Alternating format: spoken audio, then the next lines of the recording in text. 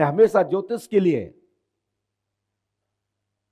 मैं यहां स्थान देता हूं, क्योंकि यदि है कोई ज्योतिष का आचार्य तो एक बात गलत नहीं होगी, परंतु उसका तौल समझने का तरीका अलग अलग है। जिसका पल्ला ग्रह चक्र के आधार पर भारी ऊंचा छोटा होता है, उसी के अंतर्गत उत्तर प्राप्त होता है। शेष एक ग्रह के दो व्यक्ति भी हो सकते हैं, एक राशि के कई लोग हो सकते हैं। एक राशि का एक दिन जन्मता है, एक दिन जाता है। एक व्यक्ति राजा बनता है, एक व्यक्ति जमीन में मिल जाता है, रोता है, खाने को तरसता है, लाले पड़े हुए हैं। एक व्यक्ति राजा बन रहा है, एक व्यक्ति जमीन पर पड़ा है। कर्म के आधार पर राम और रावण के युद्ध के विषय सब लोग जानते हैं। दोनों हमारे पूज्य गुरुदेव भगवान और वेद पाठी आचार्य कौटिल्य गोत्रीय दशानंद रावण पृथ्वी पर मिला, और श्री राम जी महाराज शूरवंशी पताका लहरा रहे हैं और जीत का ध्वज लहरा रहे हैं। तो इसका मतलब क्या तुला राशि का राजा नहीं बन सकता? क्या तुला राशि के व्यक्ति की हार नहीं हो सकती? कंस और रावण, कंस और कृष्ण के विषय में भी देखिए। मेरा कहने का तात्पर्य यह है, जितने भी आज तक युद्ध हुए हैं, एक राशि में विजय हैं, एक राशि, उसी राशि वाले का विजय हो रहा है, उसी राशि वाले पराजय हो रहा है। मात्र चौकड़िया का अंतर है। ज्योतिष गलत नहीं हो सकता। ऐसे ही ब्रह्म वाक्य, ब्रह्म विद्या, ब्रह्म विद्य के विद्यदाता गलत नहीं हो सकते।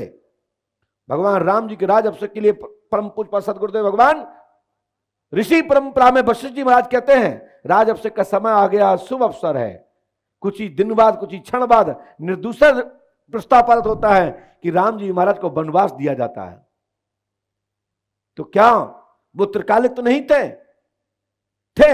कारण, स्थिति, परिस्थिति, उस दौरान की विडंबना, धर्म अधर्म से भी हारते हुए देखा गया है, परंतु जीत धर्म की अंत हुई है और उसकी पताका लहराई जाती है। इसके लिए महाभारत प्रमाण है। मेरा कहने का तात्पर्य यह है कि हमारे पर्चे को लैमिनेशन करा के रखिए, और जब भी वक्त पड़े तो हमारे पर्चे को सामने रख करके हमसे बात कर लीजिए। मैं बात करने के लिए तैयार हूं। यह मैं पहले ही कह रहा हूं कि मैं ईश्वर नहीं हूं, और मैंने कभी कहा ही नहीं कि मैं ईश्वर हूं या गुरु हूं या योगी हूं। लेकिन आप लोगों से कहना चाहता हूं कि जो मुझे समझ में आता है मैं लिख देता हूं। वर्तमान की स्थिति, पोजीशन अभी क्या है, भविष्य में क्या स्थिति घट सकती है, किस स्थिति में हो सकता है कि ऊंचे से जाके आपको गिरना पड़े, हम वो भी कलमबद्ध कर देते हैं। जरूरी नहीं है कि मैं कह रहा हूं कि 23 तारीख को आपको काम हो जाएगा।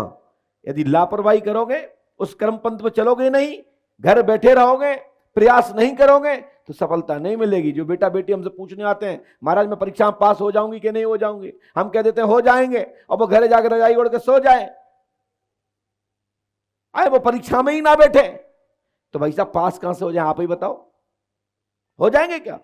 कर्म करना पड़ेगा।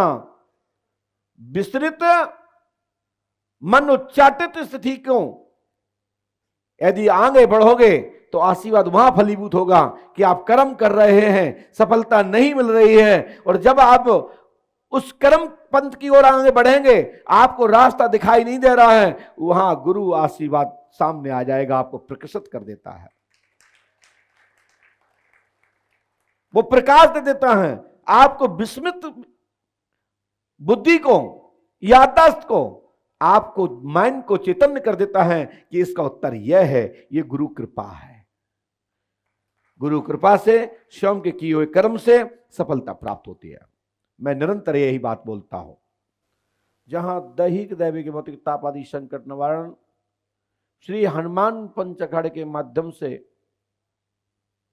श्री हनुमंत योद्धा वीरों के द्वारा आप सभी की शक्तियों का, आपकी जो प्रेत आत्मा द्वारा जो आपको पीड़ित और एवं कष्ट की दिया जा रहा है, उनका क्षण मात्र में समाधान हो जाना।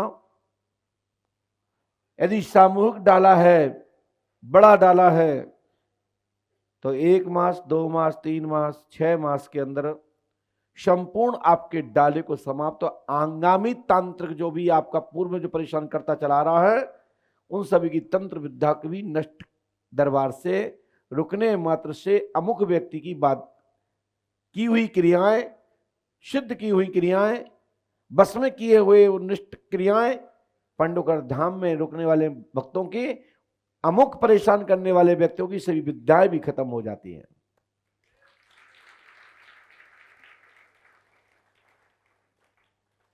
पुष्पावती गंगा में स्नान करने मात्र से आपकी संपूर्ण प्रेतादि आत्मा साथ ही साथ अपना कुल पवित्र हो जाता है। दीपदान करने से पूर्वज प्रसन्न हो जाते हैं। श्री सूरबाला शिवबाला का दर्शन करने से, श्री हनुमान जी पंडुकर सरकार का दर्शन करने से आपके जीवन में वह शक्ति प्रदान प्राप्त हो जाती है जिस शक्ति के मारे छोटी मोटी शक्तियां तो आसपास आती ही नहीं है। ऐसे हनुमान जी महाराज पंडुकर सरकार सदगुरुदेव भगवान श्री हाथीवान की कृपा आपको प्राप्त होती है।